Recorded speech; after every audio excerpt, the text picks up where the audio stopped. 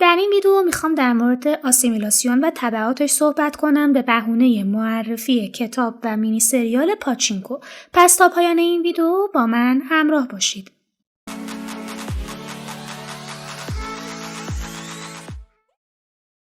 پاچینکو داستان 4 نسل از یک خانواده کره‌ای از اوایل قرن 20 تا دهه 1980.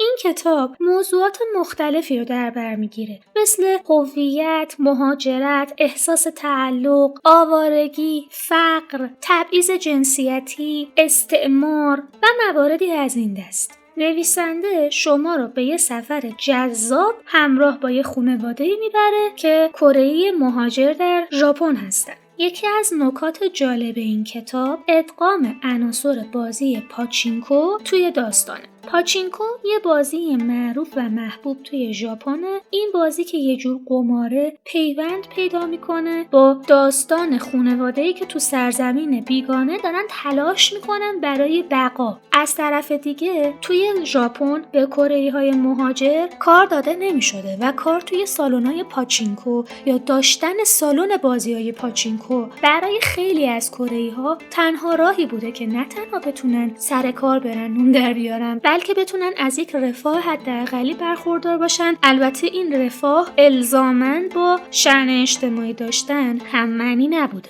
یکی از بخشایی که هم برای من خواننده جذاب بود، هم خود نویسنده خیلی به عنوان دغدغه روش مانور داده، اون بخش از کتابه که به نقش زنان در زندگی مهاجران و اینکه این زنها چطوری تلاش میکنن از خانواده خودشون محافظت کنن و حمایت کنن اون اعضای خانواده‌شون رو به زیباترین شکل ممکن. شما میتونین این تصویرسازی رو توی این کتاب ببینین. یه مصاحبه در انتهای کتاب میاد از نویسنده که توش حرف خیلی جالبی میزنه که شخصا دوست داشتم. میاد میگه چی؟ تاریخ رو معمولا تاریخ مردانه مینویسن. کی کجا رو فتح کرد، کی رو کشت، چه اتفاقی افتاد، جنگ‌ها و نبردهای مردان رو روایت میکنه. حالا اون تاریخ نگارهای جدید سعی میکنن که اون قشر فرودست یا روح مردم چقدر تأثیر گذاشتن و تأثیر گرفتن از تاریخ رو میان اون رو هم نشون میدن، ولی معمولا دوباره مردان جامعه رو دارن نشون میدن و برای همین شخصیت‌های متعددی که توی این کتاب وجود داره، حالا شخصیت مهاجر هست، توی کره هست، ژاپنی هست، آدم نژاد پرست هست. شما شخصیت‌های زیادی توی این کتاب می‌بینید، ولی تجربه و زاویه دید زن‌ها رو کلاً توی این کتاب به تعداد خیلی بیشتری می‌بینید. و هدف نویسندم این بود که من میخوام یک بخشی از تاریخ رو به شما نشون بدم، روایت کنم که معمولاً کمتر میشنویدش. و خب من این فلسفه نویسنده رو شخصاً دوست داشتم. مین جی لی با دقت تاریخی بالا وضعیت زندگی مردم توی این خانواده‌ها و چالشاشون رو میاد به زبان خیلی ساده به تصویر میکشه. برای اینکه این کتاب بتونه بنویسه با گروه‌های مهاجرهای خیلی زیادی صحبت میکنه و تجربیاتشون رو گردآوری میکنه و چیزی که توی این کتاب داریم میخونیم چکیده‌ای از اون تجربه هاست. اما یه موضوعی که هست اینه که این شخصیت‌ها فیکشنالن. داستان واقعی، روایت‌ها بر اساس روایت‌های واقعی مشابهه، ولی اینکه یک خانواده‌ای باشن، مادر خانواده اسمش سونجا باشه، دوست پسر سابقش هانسو باشه، شوهرش فلانی باشه، این خانواده مشخصاً در واقعیت وجود خارجی ندارن. از این شخصیت‌های فیکشنال نویسنده سعی کرده استفاده کنه تا یه سری واقعیت‌ها، فکت‌های تاریخی و تجربیات واقعی که تو مصاحبه‌ها به دست آورده رو از طریق این شخصیت‌ها به ما نشونش بده. یکی از ویژگی‌های این کتاب که برای یه عده ممکنه جذاب باشه ولی شخصاً یه ذره برای من کسل کننده بود، اون ریتم و آهنگ خیلی آروم کتابه. تا نیمه‌های کتاب من خب خیلی این روند رو دوست داشتم، خیلی آهسته و پیوسته و منطقی داشت جلو میرفت، ولی به نظر شخص من نیمه پایانی کتاب، خصوصاً 1/3 پایانی کتاب، خیلی عجولانه و درهم برهم تموم میشه، انگار که اسلحه رو گذاشته باشن رو سر نویسنده و بگن زود جمعش کن. اما شروع کتاب و ریتم کلی تا زمانی که از کنترل خارج نشده بود رو من دوست داشتم. داستان در دوران‌های مختلف و مکان‌های مختلف داره اتفاق میفته کسایی که دارن این داستان رو تجربه میکنن یا اعضای اون خانواده مشخص، یعنی خانواده سونجا هستن یا نزدیکان به این خانواده هستن. مثلا ما روایت چند نفر ژاپنی رو هم داریم که حالا یا دوست خانوادگی این خانواده هستن یا با این خانواده وصلت دارن یا برو بیا دارن کاسبی میکنن باهاشون دارن یه جا زندگی میکنن. پس ما فقط روایت کره‌ای ها رو نداریم. زاویه دیدهای متعدد توی این کتاب به جذابیتش اضافه کرد. کار جالبی که این کتاب انجام داده اینه که سعی کرده از رنج، از تبعیض، ستم، استعمار و آسیمیلاسیون ژاپن حرف بزنه بدون اینکه ژاپنی ستیزی بکنه. قشنگ نشون میده که این خانواده‌های کره مهاجر چه رنجی کشیدن بعد از انفجار اتمی ناکازاکی و اینطوری نیست که بگه آخ جون فلان ژاپنی مرد یا فلان ژاپنیا بلا سرشون اومد یا تو جنگ باختن، هورا بالاخره از شهرشون راحت شدیم. شما اصلاً نفرت و نژاد پرستی ضد ژاپنی به اون صورت توی کتاب نمیبینین. میبینین که اوکی بعضی از کره‌ای ها کینه دارن و حس ضد ژاپنی دارن. ما داریم چنین کاراکترهایی و اشاره بهشون میشه ولی تم اصلی داستان نیستن. از اون طرف ما ژاپنی‌های زیادی توی این کتاب می‌بینیم که دارن روایت می‌کنن و میگن آره ما مخالف برخورد و تبعیض علیه کره‌ای‌ها هستیم. کره‌ای خوبم داریم، چرا باید با همشون بد رفتاری بکنیم؟ و این که اومده یک رنجی رو بیان کرده بدون اینکه رنج مردم مقابل رو نادیده بگیره یا از انسانیت ساقطشون کنه، برای من خیلی پوام مثبت در این کتاب بود. در پس ماجراهای این کتاب چندین داستان عاشقانه هم وجود داره که البته بولترین و مهمترینش رابطه سونجاست با هانسو و ایزاک. سریال و کتاب با همدیگه خیلی متفاوتن. یه جورایی میتونم بگم دو اثر نیمه مستقل از همدیگه هستن. مینی سریالی که توی نتفلیکس ساخته شده یک بخش کوچکی از این کتاب رو اقتباس کرده ولی یک بخش‌هایی داره که اصلا توی کتاب وجود نداره. مثلا توی مینی سریال ما یک اپیزودی داریم که کامل در مورد نوجوانی و زندگی هانسوه ولی ما اصلا همچین چیزی رو توی کتاب نداریم. از اون طرف ما اتفاقات و حوادث و وقایع بسیار زیادی توی کتاب داریم که اصلا توی مینی سریال به اون اشاره نشده. من سایه هستم و اینجا چنل با من مطالعه کنه، چنلی که توش کتاب معرفی و نقد و بررسی میکنم. اگر به این موضوعات علاقه‌مند هستین، چنل رو سابسکرایب و زنگوله رو فعال کنین تا از ویدیوهای پیش رو با خبر بشین. حالا این مینی سریال و کتاب برای من یک بهانه‌ای بود که بتونم به یک مبحثی که به نظرم خیلی مهمه و یه جورایی به جامعه امروز ایران هم مرتبط میشه اشاره کنم. بحث آسیمیلاسیون. آسیمیلاسیون چیه و چه ربطی به این کتاب داره؟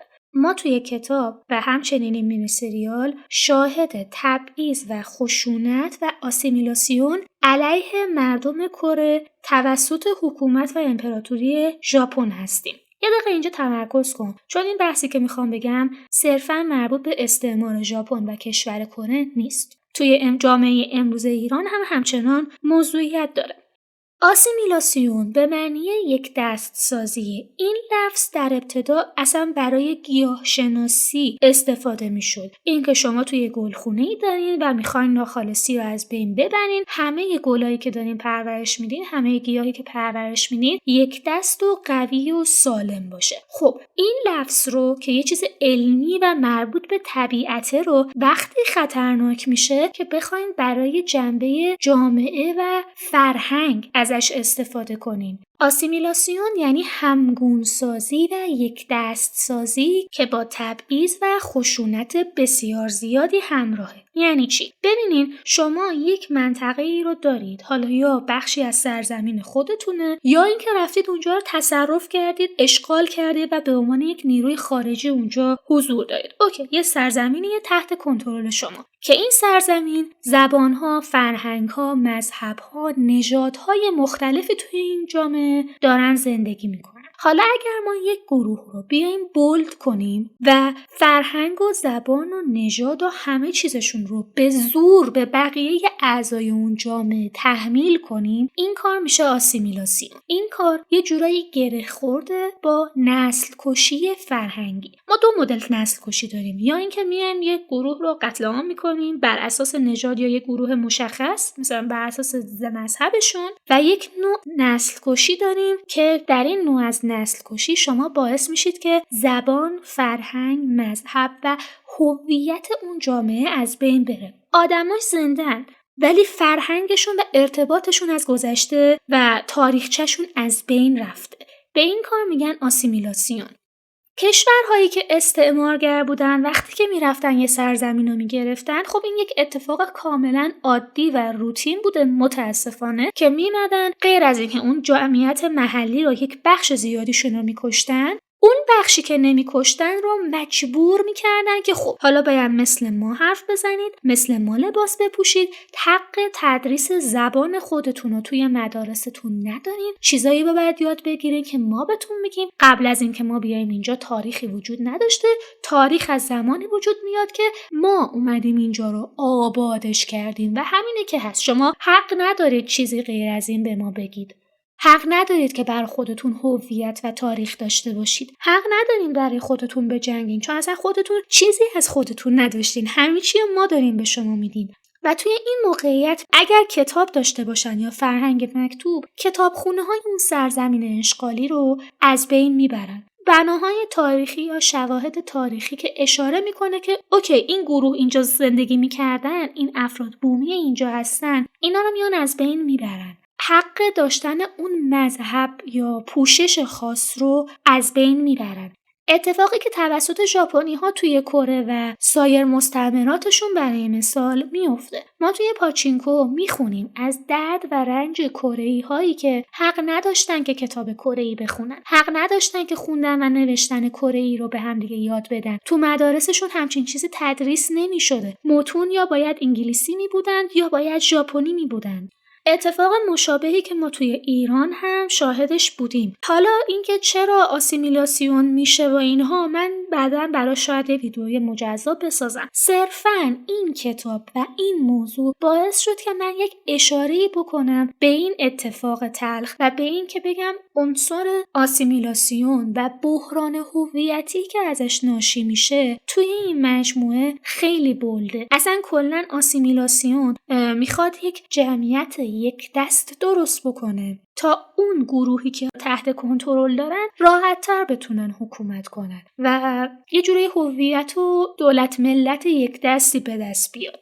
و در حالی که این اتفاق یه سری عوارض جانبی، یه سری دردسر و یه سری تبعات منفی داره که اینجا براتون اون تبعات منفی رو نوشتم. امیدوارم که این معرفی مینی سریال براتون جذاب بوده باشه. اگر از این ویدیو و محتواهای این سبک خوشتون میاد، حتما چنل رو سابسکرایب کنین، زنگوله رو بزنین که از محتوای جدیدم مطلع بشین. با لایک و کامنت هاتون هم میتونین از من حمایت کنین تا چنلم رشد کنه و بتونم محتوای بهتر و با کیفیت تری بسازم. ممنون که تا اینجای کار با من همراه بودید. روز خوبی داشته باشید.